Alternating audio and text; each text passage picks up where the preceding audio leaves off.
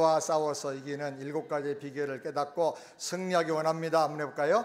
죄와 싸워서 이기는 7가지 비결을 깨닫고 승리하기 원합니다. 승리하시길 바랍니다.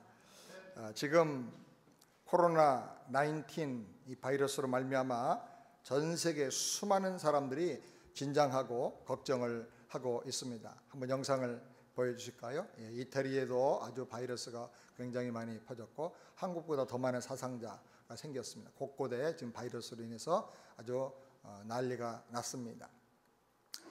제가 새벽에 3월 1일 오늘 새벽 오전 9시 9분 인터넷을 통해서 세계의 이 바이러스와 관계된 통계를 냈습니다. 아마 지금은 좀 많이 달라졌을 겁니다.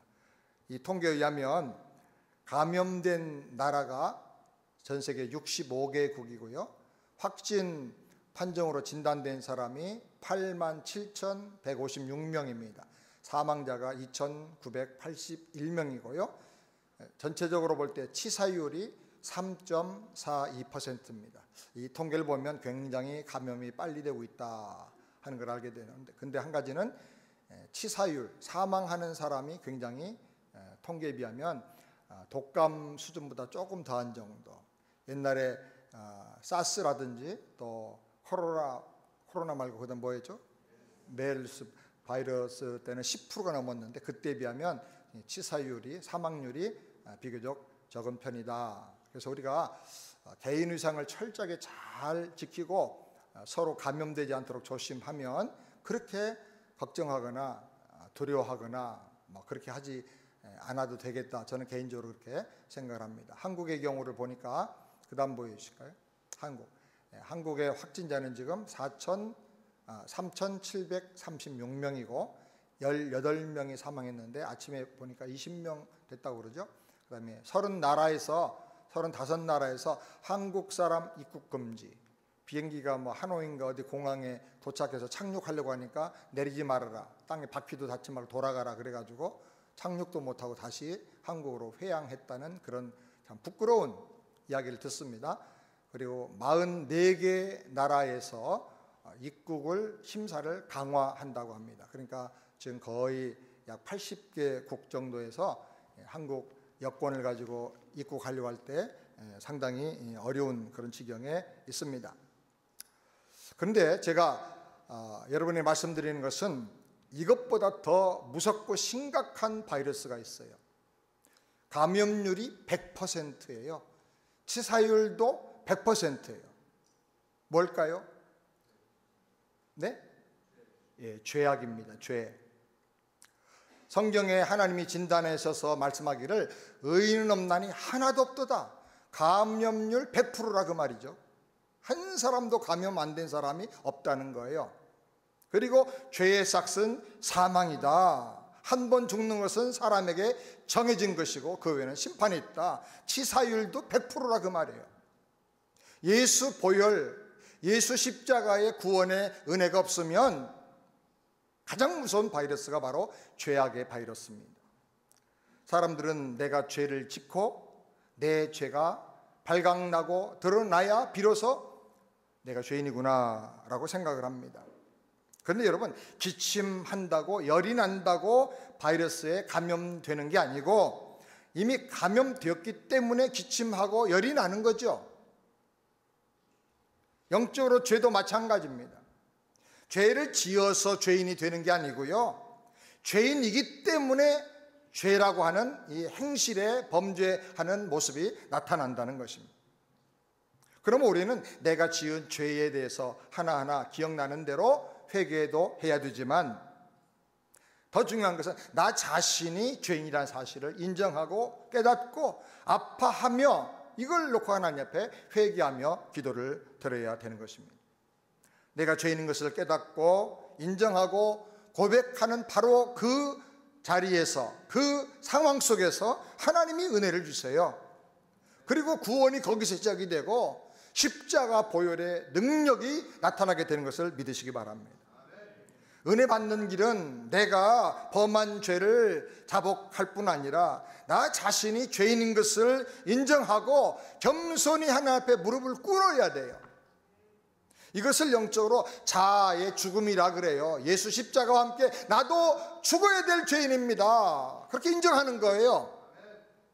내가 깨지는 거라 그래요. 자아가 깨지는 거. 이렇게 내가 죽고 깨질 때 이렇게 죽은 다음에 예수 부활의 생명, 예수님의 그 거룩한 생명이 내 안에 은혜로 주어지면 죽었다 다시 그 생명으로 살아나기 때문에 이걸 거듭난다 그러는 거예요. 거듭난다. 그냥 교회만 다니고 예배만 드린다고 하나님의 자녀가 되는 게 아니라 이렇게 자아의 죽음과 깨어짐을 회개 속에서 경험하고 예수 십자가의 보혈로 죄사함받고 부활의 생명을 영접함으로 말미암아 다시 새 생명으로 살아나야 진정한 하나님의 자녀의 삶을 살게 되는 것입니다. 아멘. 그러므로 그리스도인은 자기가 죄인인 것을 고백하는 것에 대해서, 그걸 인정하는 것에 대해서 어색해하거나 주저하지 말아야 하는 것입니다. 내가 죄인인 것을 더 많이 깨닫고 고백하고 몸부림치고 울면 울수록 더 많은 은혜를 우리가 받게 되는 것입니다. 깊은 영성을 가진 사람들의 배후에는 그만큼 많은 처절한 회개가 있기 때문에 그런 것입니다. 죄라는 것은 하나님과 우리를 단절시키고 끊어놔서 모든 생명과 행복이 다 사라지고 우리가 불행에 떨어지게 만드는 원흉입니다. 여러분 스스로에게 한번 물어보시기 바랍니다. 나는 죄를 자주 짓는 편인가? 아니면 가끔 죄를 짓는가? 나는 죄 지으면 행복하고 고소한가? 아니면 불편하고 답답한가? 나는 죄 지을 마음이 없는데 어쩔 수 없이 죄를 짓는가? 아니면 습관적으로 알면서 죄를 짓고 또 생각 없이 죄를 짓는가? 나는 죄를 지으면 이게 죄라고 깨달아지는가? 아니면 뭐 사람이 사는 거 다 그렇지라고 생각하는가? 여러분이 어떤 상태에 있는가 스스로 한번 진단해 보시기 바랍니다. 코로나 바이러스가 증상 없이 감염돼 가지고 다른 사람에게 막 퍼져나가는 것처럼 죄가 바로 그렇게 아무 자각 증상 없이 감염돼 있을 수가 있다는 거예요. 이사야 59장 2절 다 같이 함께 읽겠습니다. 오직 너희 죄악이 너희와 너희 하나님 사이를 내었고 너희 죄가 그 얼굴을 가리워서 너희를 듣지 않으시게 함이니. 죄는 우리를 하나님과 갈라놓고 끊어놓는 특성이 있어요. 이것이 가장 심각한 문제예요. 죄는 우리 기도가 응답되지 못하도록 기도 응답을 가로막는 장벽입니다. 아무리 울면서 마음과 정성을 다해서 오래 기도해도 기도가 응답되지 않는 이유는 죄가 하나님과의 기도의 선을 끊어놨기 때문에 그런 거예요. 죄는 우리의 행복을 파괴해요. 행복하던 가정, 사랑하던 부부관계가 죄가 들어가면 파괴가 돼요. 갈등하고 미워하고 싸워요. 왜 그러냐? 죄 때문에 그래요. 병들게 만들어요. 정신이 병들고 생각이 병들고 감정이 병들고 사고방식이 병들어요. 인생 전체가 다 병들고 나중에는 육체의 질병까지도 불러와요. 그리고 드디어는 우리를 지옥으로 끌고 갑니다. 그리고 하나님의 심판 앞에 서게 하고 영원한 저주와 형벌을 받게 하는 가장 무서운 바이러스와 원흉이 바로 죄라는 것입니다. 요한일서 2장 1절 다 같이 함께 읽겠습니다. 나의 자녀들아 내가 이것을 너에게 쓰면 너희로 죄를 범치 않게 하려 함이라. 죄가 이렇게 무섭기 때문에 사도 요한이 요한일서를 기록하면서 내가 요한일서를 기록한 목적 중에 하나가 너희가 이 무서우고 악한 죄를 짓지 않도록 하기 위해서 이 죄를 이기는 비결을 내가 가르쳐 주겠다. 그래서 이 요한일서를 기록한 것입니다. 사랑하는 여러분, 내가 예수 믿고 죄사함 받고 하나님의 자녀로 구원받은 확신이 나에게 있다고 안심하지 마시기 바랍니다.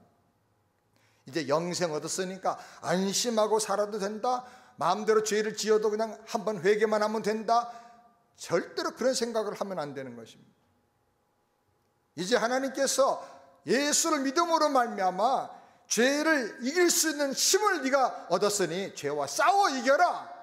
주님께서 우리에게 그렇게 요구하시는 것입니다. 죄를 범하지 말고 죄와 싸워 이기기를 바랍니다. 물론 예수를 믿어도, 믿음이 좋아도 죄를 지을 수가 있어요. 이유는 육신이 약하기 때문에, 또 내 믿음이 아직도 많이 성장하지 못해서 믿음의 파워가 없어서 말씀과 성령을 의지하고 능력을 얻어야 되는데 환경과 문제를 보고 자꾸 내 믿음이 약해질 때가 있는 것입니다. 성령 받고 구원받았는데도 범죄할 수가 있습니다. 그러나 믿는 신자가 죄를 범하는 것과 믿지 않는 불신자가 죄를 범하는 것은 완전히 100% 다른 것입니다. 배 안에서 넘어지는 것과 배 밖으로 넘어져서 떨어지는 것은 완전히 다르지요. 당연히 죄인이기 때문에 죄를 짓는 것과 구원받고 죄사함 받았는데도 믿음이 약해서 실력이 없어서 죄를 짓고 회개하는 것은 다른 거예요. 백신과 바이러스 치료제가 있는데 병에 걸리는 것과 그러면 금방 치료받을 수 있어요.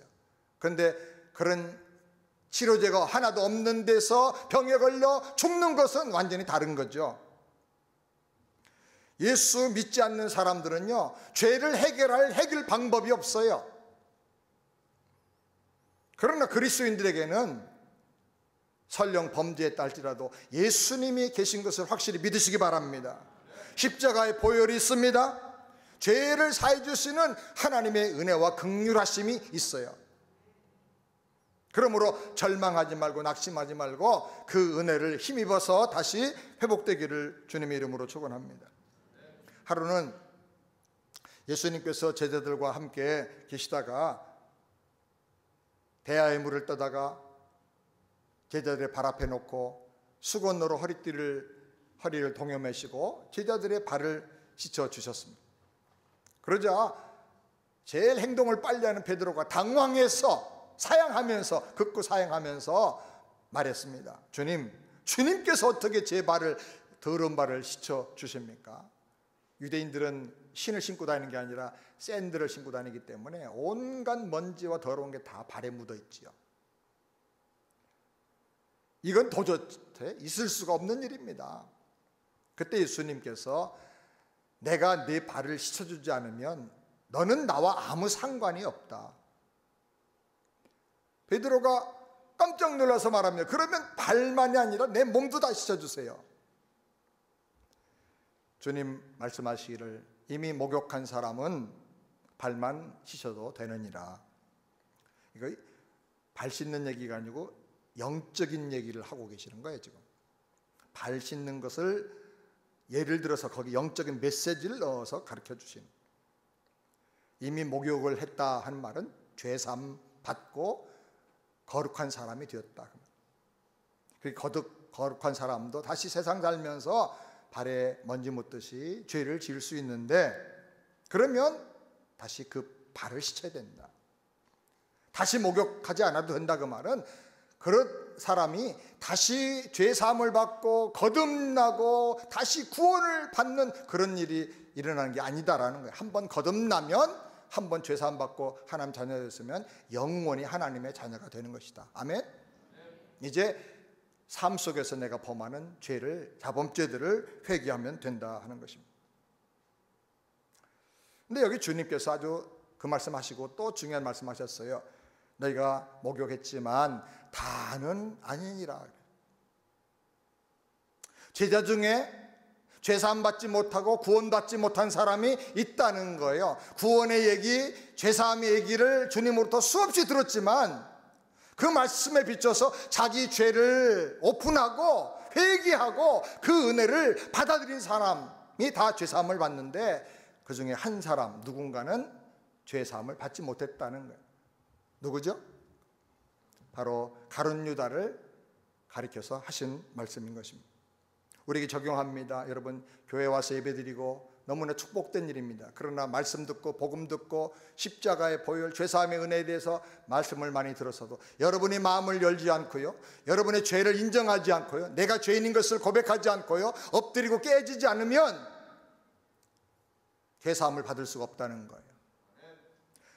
저는 기도합니다. 우리 세안교회에 발걸음하는 모든 분마다 다 죄사함의 은혜를 받고 구원을 받게 되기를 주의 이름으로 축원합니다. 성전 마당만 밟는 사람이 되면 안 됩니다. 자, 이제 우리가 핵심적인 내용으로 첫 번째, 믿음의 사람이 죄를 지으면 어떻게 되나. 그러니까 믿지 않는 사람이 죄 지으면 너무나 간단하기 때문에 한 번 죽는 건 정하신 거죠. 그 다음에는 심판이 있고 죄의 싹은 사망이고 희망이 없습니다. 영원한 심판과 멸망만 기다리고 있는 것입니다. 그러면 예수 믿는 믿음의 사람이 죄를 지으면 어떻게 됩니까? 신앙생활 잘 하려고 할 때 이것이 우리에게 큰 문제인데요. 성경에 보면 가장 믿음 좋고 하나님이 사랑했던 정말 내 마음에 합한 사람이다라고까지 하나님이 인정을 내셨던 사람이 있습니다. 누구죠? 다윗 왕입니다. 이 다윗 왕이 믿음을 가지고 골리앗을 물리치고 나라를 세우고 하나님의 영광을 드러내고 정말 하나님을 사랑하는 사람이었어요.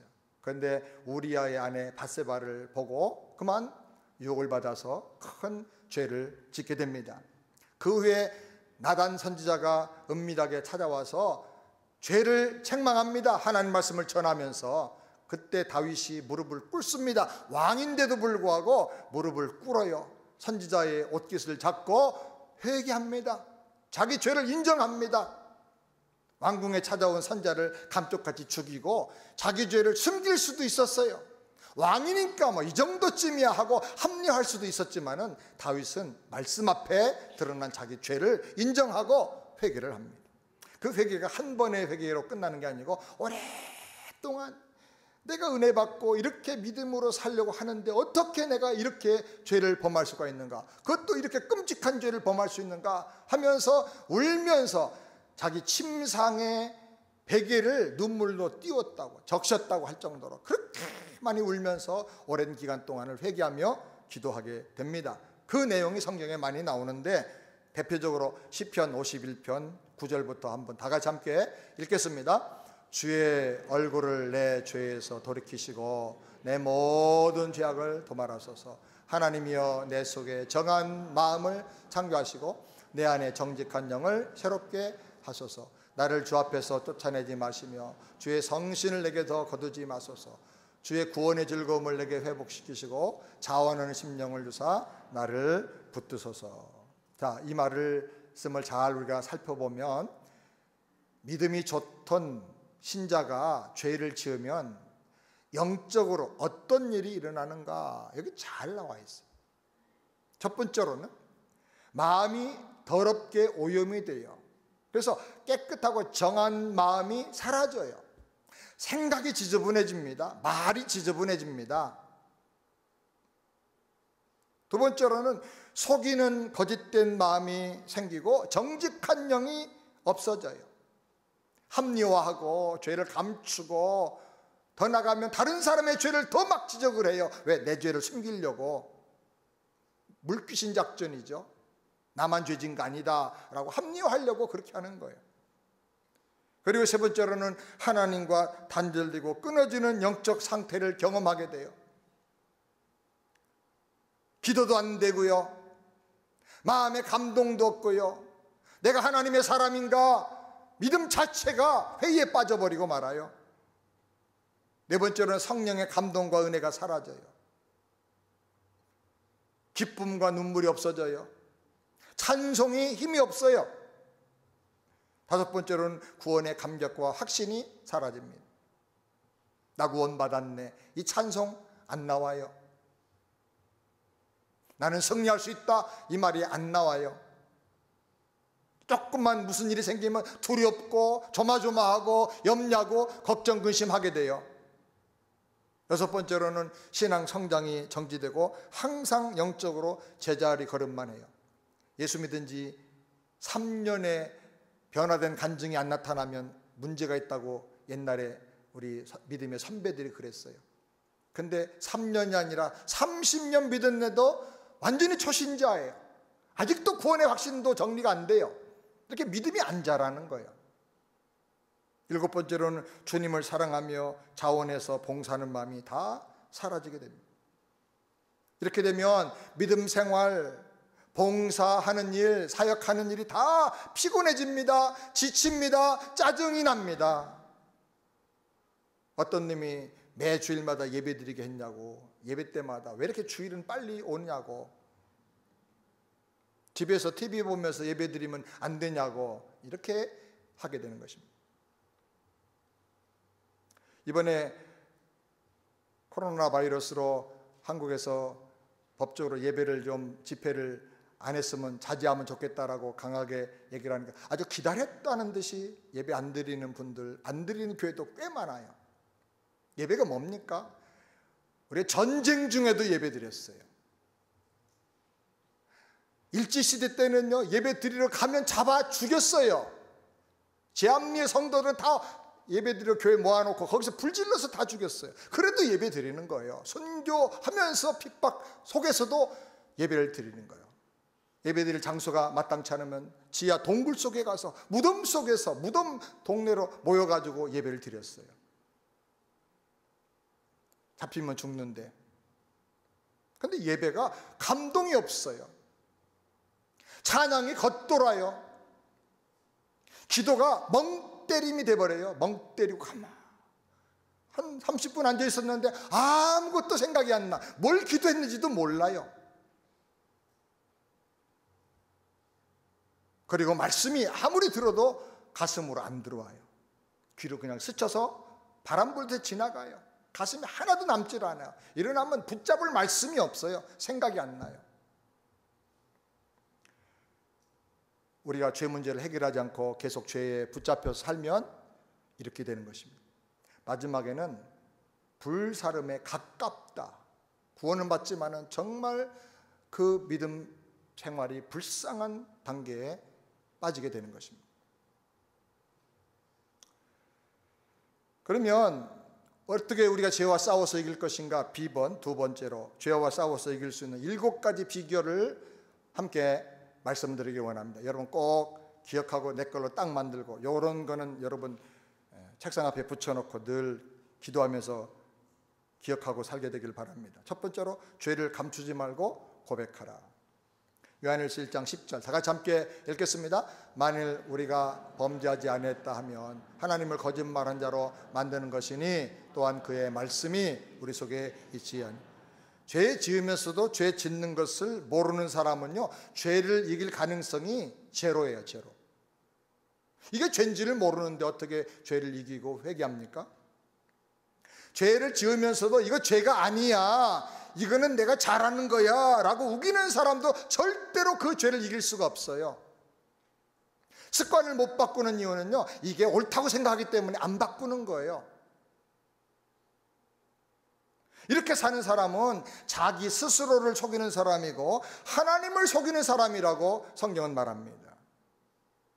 잠언 28장 13절 다 같이 함께 읽겠습니다. 자기 죄를 숨기는 자는 형통치 못하나 죄를 자복하고 버린 자는 불쌍히 여김을 받으리라. 죄를 감추지 말고 고백하고 회개하기를 주의 이름으로 축원합니다. 바이러스를 품고 있으면 틀림없이 온몸에 감염이 돼서 잘못하면 사망에 이르죠. 독사야를 품고 있으면 이게 온도 습도 맞으면 뭐가 나와요? 독사가 나와요. 그래서 나를 물어서 죽게 만들어요. 죄도 그와 같아요. 그러므로 하루 해가 넘어가기 전에 저는 꼭 2가지는 해야 된다고 생각해요. 하나는 감사할 일을 찾아서 감사하는 거예요. 그래서 오감사가 너무 중요해요. 그 다음에 하나는 하루 해가 지나가기 전에 하루를 돌아보면서 회개할 걸 특별히 회개를 해야 돼요. 해가 지기 전에 분을 품지 말고 다 모든 죄를 품고 가지 말고 회개하는 거예요. 그래서 여러분 죄로부터 깨끗함 받고 죄를 이기는 삶을 살게 되기를 바랍니다. 두 번째로 우리의 대언자이신 예수를 믿어라 하는 것입니다. 요한일서 2장 1절 다 같이 함께 읽겠습니다. 나의 자녀들아 내가 이것을 너에게 했음은 너희로 죄를 범치 않게 하려 함이라. 만일 누가 죄를 범하면 아버지 앞에서 우리에게 대언자가 있으니 곧 의로우신 예수 그리스도시라. 여기 자녀들아 그랬어요. 이 세상 사람들에게 하는 말씀이 아니고 구원받은 하나님의 자녀들에게 특별히 주시는 말씀이에요. 여러분 구원 받으셨어요? 하나님의 자녀입니까? 그럼 바로 나를 위해서 주신 말씀으로 받아야 돼요. 만일 누가 죄를 범하면 그랬어요. 예수 믿는 하나님의 자녀, 믿음으로 사는 사람이라도 때로는 약해서 실수로 죄를 범할 수가 있다는 말이에요. 그런데 문제는 죄의 패에서 계속 죄에 굴복당하고 죄의 노예처럼 끌려다니면 안 된다는 거예요. 죄를 덮고 핑계대면 안 된다는 거예요. 그래서 어떻게 이 죄를 해결하고 죄와 싸워 이길 수 있는지, 이것을 하나님께서 요한을 통해서 우리에게 가르쳐 주신 것입니다. 죄를 이기려고 하면 대언자 되시는 예수님을 바라보라는 거예요. 예수님을 더 깊이 체험하라는 거예요. 그분에 대해서 알고 깨달으라는 거예요. 우리 앞에 대언자가 있다는 거예요. 곧 의로우신 예수 그리스도라 그랬어요. 대언자가 누굽니까? 예수님인데, 대언자란 말을 영어로 보면 한번 읽어보실까요? 그 다음 보여주세요. 대언자. 네, 한번 읽어보실까요? advocate. 전 발음이 안 좋아가지고 동선 씨 한번 읽어보세요. 네, 오리지널입니다. 다 같이 한번 해봅시다. 시작. advocate. 예. 변호사. 마지막 법정에서 아주 결정적으로 나를 위해서 증언해 줄 수 있는 변호사예요. 이걸 헬라어로는 파라클레이토스라고 합니다. 파라클레이토스는 우리 복음서의 보혜사 이렇게 번역돼요. 요한복음에. 요한복음은 보혜사라 그랬는데 여기는 대언자 이렇게 번역을 해가지고 조금 이제 더 생각을 하게 되는 것이죠. 죄인을 대신해서 완벽하게 변호를 해서 더 이상 다른 무슨 문제가 없이 완전히 그날로 구속에서 풀려나는 거예요. 자유를 얻게 해주는 거예요. 죄 문제를 다 완전하게 해결해 주는 그런 변호사를 말하는 거예요. 그런데 우리가 성경에 보면 예수님께서 내가 성천하면 너희에게 또 다른 보혜사를 보내주겠다 그랬죠. 또 다른 보혜사가 누구죠? 성령님이에요. 왜 또 다른 보혜사라고 그랬죠? 예수님도 보혜사예요. 예수님도 보혜사인데 또 다른 예수님 같은 일을 할 수 있는 그분을 영적으로 보내준다. 그분이 성령님이라고. 아멘? 그렇기 때문에 우리가 두 가지를 깨달아요. 우리에게는 두 분의 보혜사가 계시다. 아멘? 나를 위해서 변호해주고 나를 위해서 코치해주고 나에게 새힘 나게 새 사람 되게 살 수 있는 모든 걸 공급해주고 지도해주는 분이 두 분 계시는 거예요. 한 분은 십자가에서 내 모든 죄를 담당하신 예수님, 그리고 또 한 분은 보혜사 성령님, 나의 연약함을 다 아시고 나를 증언해주고 도와주시는 분이에요. 아멘. 예수님이 보호하십니다. 변호하십니다. 어떻게 하십니까? 아버지, 제가 바로 이 아들을 위해서, 바로 이 딸을 위해서 십자가에서 피 흘려 죽었습니다.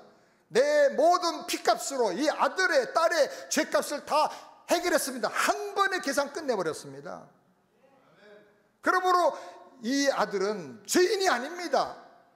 죄에서 해방됐습니다. 이렇게 예수님이 그 보혈에 근거해서, 십자가 부활에 근거해서 우리를 변호해 주시는 거예요. 아멘. 그럼 성령님이 또 변호해 주세요. 하나님, 예수님께서 십자가에서 피 흘려 죽으심으로 다 이루신 구원, 부활하심으로 영원한 생명, 마귀와 죄를 이기는 그 영원한 생명으로 부활하신 그 생명을 제가 이 아들에게 전해줬습니다. 복음을 전할 수 있는 사람을 보내주고, 들을 때 내가 그 마음을 감동해서 깨닫게 해주고 믿게 해주고, 이 아들이 믿음으로 그 복음을 영접했습니다. 예수님을 구세주로 영접했습니다. 나를 사랑하는 하나님의 사랑을 영접하고 받아들였습니다. 그래서 제가 이 사람 거듭나게 하고 성령으로 불도장을 찍어줬습니다. 아멘 좀 해요. 불도장 찍어줬어요, 하나님께서 성령으로. 그래서 이 사람은 물론 약해서 죄를 범하지만 그러나 죄인이 아닙니다. 하나님의 자녀입니다. 아멘. 누가 증언해 주신다고요? 성령님께서 또 다른 대언자, 보혜사가 되셔서 증언해 주신다는 겁니다. 그러니 우리가 얼마나 놀라운 복을 받은 사람이에요.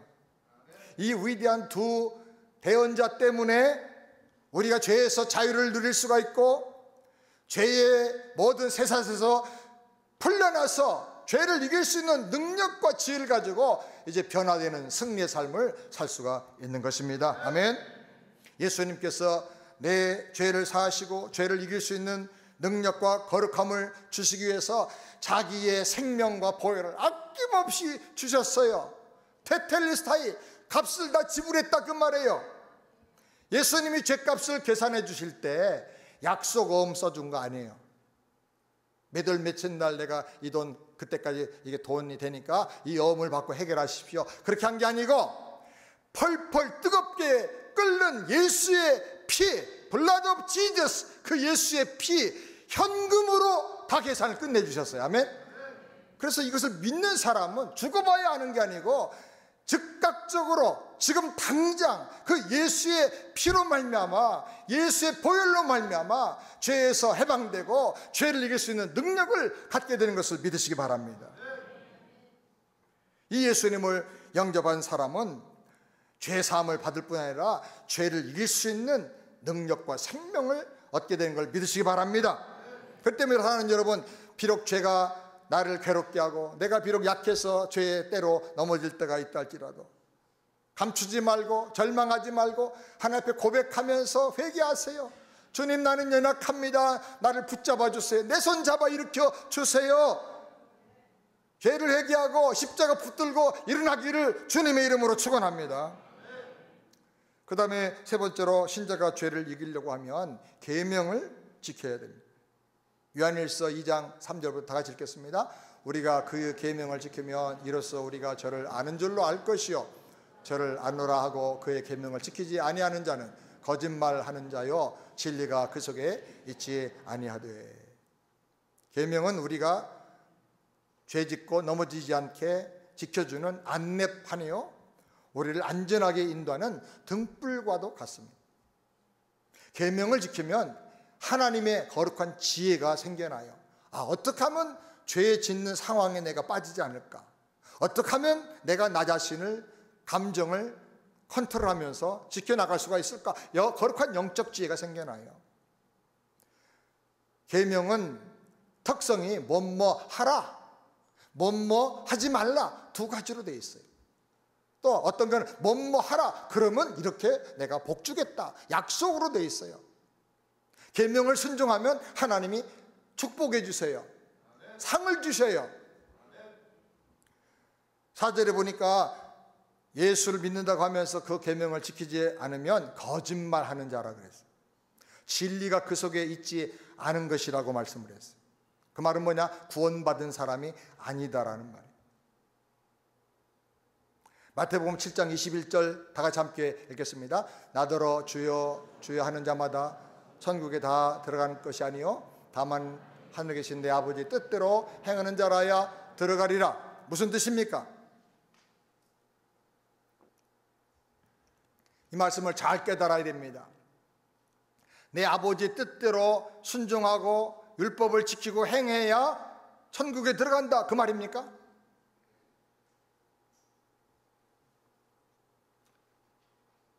계명을 지킴으로 영생을 얻고 천국에 들어가는 게 아니라 주여 주여 고백하며 영생을 얻은 사람이라면 당연하게 그 삶의 열매로 계명을 지키는 삶을 살게 된다는 거예요. 아멘.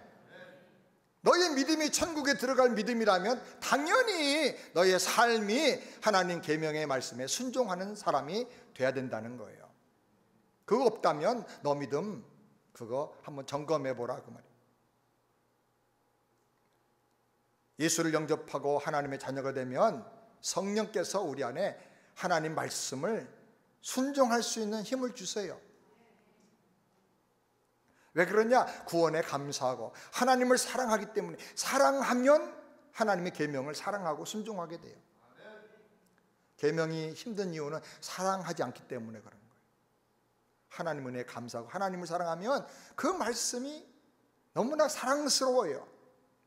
그래서 복종하는 게 아니라 억지로 강제로 하는 게 아니라 순종하는 마음, 자발적으로 살아가는 마음이 생겨나는 것입니다. 아멘. 그 다음에 네 번째로 죄를 이기려고 하면 하나님 말씀 안에 있어야 한다고 말씀합니다. 요한일서 2장 5절 다 같이 함께 읽겠습니다. 누구든지 그 말씀을 지키는 자는 하나님의 사랑이 참으로 그 속에 온전케 되었나니 이로써 우리가 저 안에 있는 줄 아노라.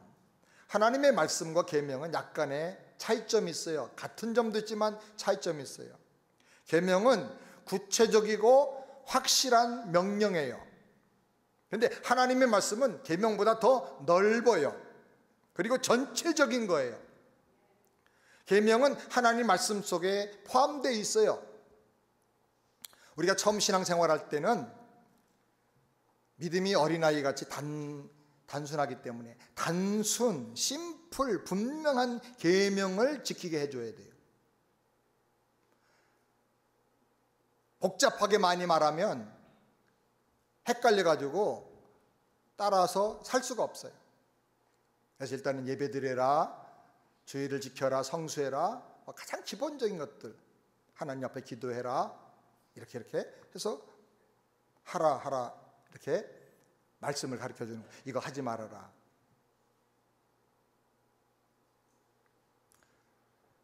그러나 믿음이 성숙하면 조금 더 넓어지는 거죠. 여러분 아직도 술 취하지 말라 여기 걸리고, 거짓말하지 말라 여기 걸리고, 안식일을 거룩하게 지켜라 여기 항상 걸립니까? 아직도 계명의 단계에서 벗어나질 못하고 있습니까? 그럼 아직 믿음이 너무 어린아이 단계예요. 이제 그 수준 넘어가서 하나님의 선하시고 온전하시고 기뻐하시는 거룩한 더 아주 깊은 그 뜻으로 여러분이 들어가게 되길 바랍니다. 시편 119편 9절 말씀 다 같이 함께 읽겠습니다. 청년이 무엇으로 그 행실을 깨끗게 하리까? 주의 말씀을 따라 삼갈 것입니다. 그러면 저절로 말씀이 내 안에 들어오고 묵상하고 그 말씀 안에 거하면요, 삶의 열매는 저절로 나타난다는 거예요. 아멘. 말씀을 여러분이 사랑하게 되길 바랍니다. 그러니까 꼭 성경을 한 번 이상, 두 번, 세 번 읽어야 돼요.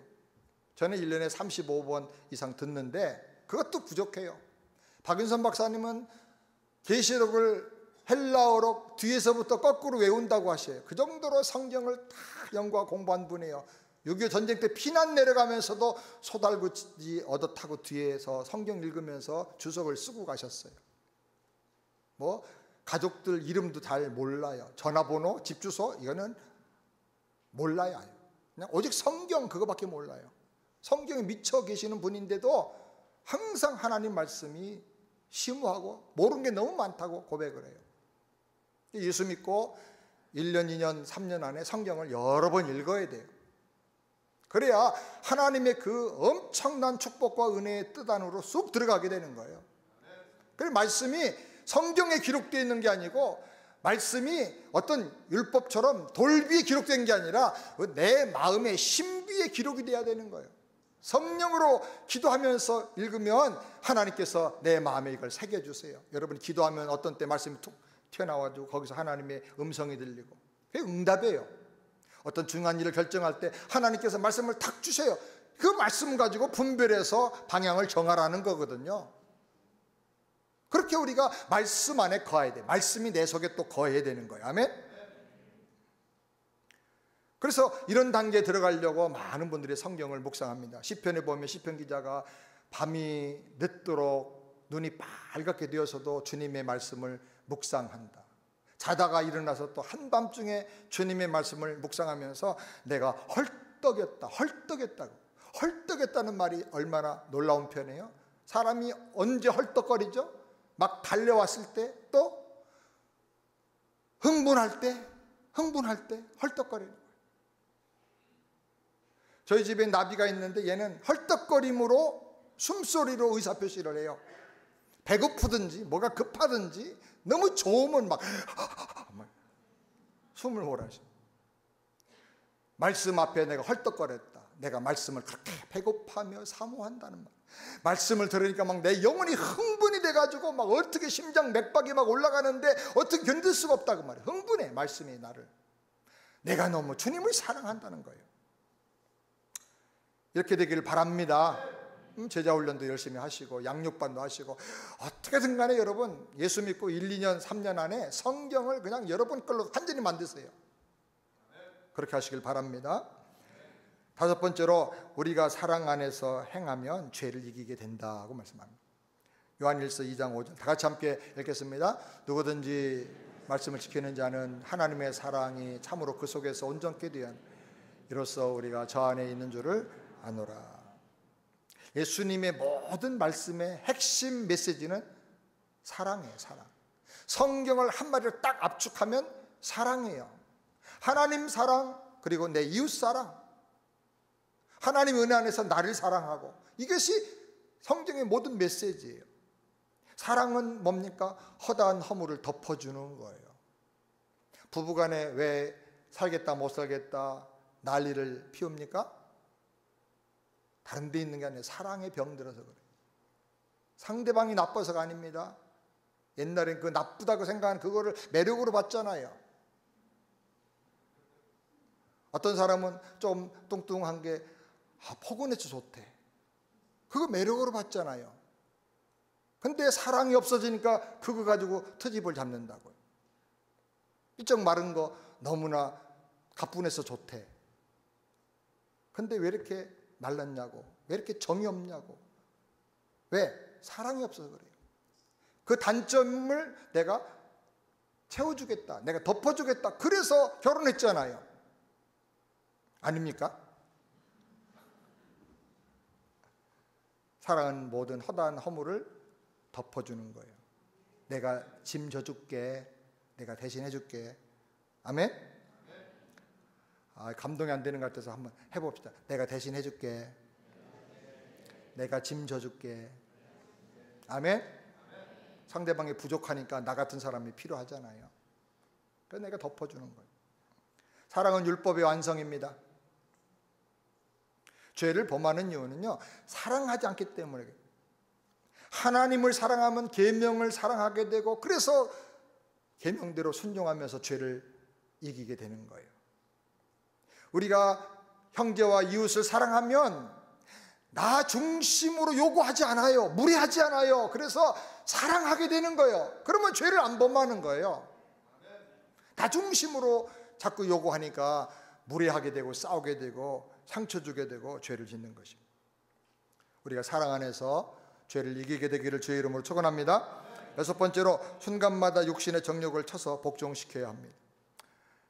우리 사람이 제일 강한 충동 중에 하나가 먹고 싶은 충동, 말하고 싶은 충동, 이런 것들이죠. 여러분, 말하고 싶은 충동이 막 일어날 때 급하게 말하면 대부분 실수예요. 대부분 상처를 사람들이 주고받아요. 말하고 싶어도 이런 내 본성을, 이 정욕을 참아야 돼요. 그리고 주님을 좀 생각해 봐요. 주님이라면 어떻게 말씀하실까? 그 말을 지금 해야 되나? 꼭 그렇게 말해야 되나? 주님이라면 뭐라고 하셨을까? 사랑한다면 어떻게 말할까? 세상의 모든 문제와 싸움과 갈등은요, 세 가지 때문에 일어나요. 요한일서 2장 16절 다 같이 읽겠습니다. 이는 세상에 있는 모든 것이 육신의 정욕과 안목의 정욕과 이생의 자랑이니 다 아버지께로 쫓아온 것이 아니요 세상으로 쫓아온 것이라. 세 가지, 육신의 정욕, 이생의 자랑, 안목의 정욕. 이 세 가지가 가정을 깨트립니다. 인생을 망가뜨립니다. 이것 때문에. 육신의 정욕이 뭡니까? 더 많이 갖겠다는 거죠. 더 많이 먹겠다는 거죠. 근데 여러분, 더 많이 갖고 더 많이 먹으면 정말 행복해질까요? 더 많이 먹으면 병 걸려요. 이생의 자랑이 뭡니까? 안목의 정욕이 뭡니까? 더 멋있게 보이겠다는 거죠. 더 잘생겨 보이겠다는 거죠. 그래서 막 째고 막 주사 맞고, 주사를 너무 잘못 맞아가지고 안 웃어져. 자는데 눈이 안 감아져. 신경이 다 마비되죠. 그런 분들이 많아요. 그 이뻐졌다고 해봐요. 매력이 있어졌어요. 멋있어졌어요. 그러면 사람들이 나를 사랑하고 행복해 하나요? 저는 미스 코리아하고 사는 남자들 많이 알아요. 옛날에 우리 미스 코리아가 많이 있었어요. 근데 이쁜 거는요, 한 달도 못 가요. 아름답다고 사랑받는 거 아니에요. 절대로. 사랑받을 짓을 해야 사랑받는 거지. 그렇죠? 멋있고 아름다운 사람들 어디 제일 많은지 아세요? 환락가에 가보세요. 전 안 가봤지만 알아요. 뭐 영화나 이런저런 걸 보면 알아요. 정말로 그렇게 매력적인데 다 어디가 있어요? 환락가에 가 있어요. 저는 그런 접대부들도 꽤 압니다. 옛날에 교회 다니면서 하는데 나중에 알고 보니까 그런 분들이 있었어요. 상담하면서 보니까 야, 어떻게 이럴 수가 있는가. 미스 코리아보다 훨씬 더 예쁜데 삶을 그렇게 살아요. 이생의 자랑, 명예, 권세, 지식, 박사 다 내가 가졌다 하더라도 여러분 행복합니까? 이 모든 걸 다 가진 사람이 있다면 누굴까? 한 나라의 아마 대통령일 거예요. 대통령 정도 되면 뭐 원하는 미모 다 마음대로 할 수 있죠. 옛날에 대통령을 보니까. 대통령 행복합니까? 지금 현역 대통령이니까 아무 문제 없는데 문재인 대통령 하나 빼놓고요, 한국의 역대 모든 대통령은 다 추방돼서 쫓겨나든지 살해당해서 총 맞아 죽든지 아니면 또 심지어 자살하든지 자기가 감옥에 가든지 아니면 아들들 감옥에 보내든지 다 비참합니다. 함흥은 뭐 11호 뭐라고 그러죠? 하여튼 뭐 잠깐 폈던 꽃은 10일을 못 가는 거예요. 부질없는 자랑이에요. 부질없는 자랑. 이 부질없는 자랑, 허탄한 이 자랑, 육신의 정욕, 이생의 자랑, 안목의 정욕을 여러분 잘 깨닫고 묵상을 쳐서 복종시키기를 우리 주님 이름으로 축원합니다. 마지막으로 하나님을 닮아 거룩하기를 사모하며 죄와 싸우기 바랍니다. 나는 하나님의 자녀입니다. 하나님 닮아가는 게 마땅한 겁니다. 아멘. 그러므로 하나님처럼 우리가 죄를 미워하고 죄와 싸워 승리하기를 주의 이름으로 축원합니다. 기도하겠습니다. 하나님 아버지, 하나님의 자녀가 되었사오니 거룩한 영생의 주인공이 되었사오니 죄와 싸워서 죄를 이기고 승리할 수 있도록 주여 저희들에게 성령님 도와 주시옵소서. 십자가 붙들고 일어나게 하여 주시옵소서. 예수님의 이름으로 축복하며 기도하옵나이다. 아멘.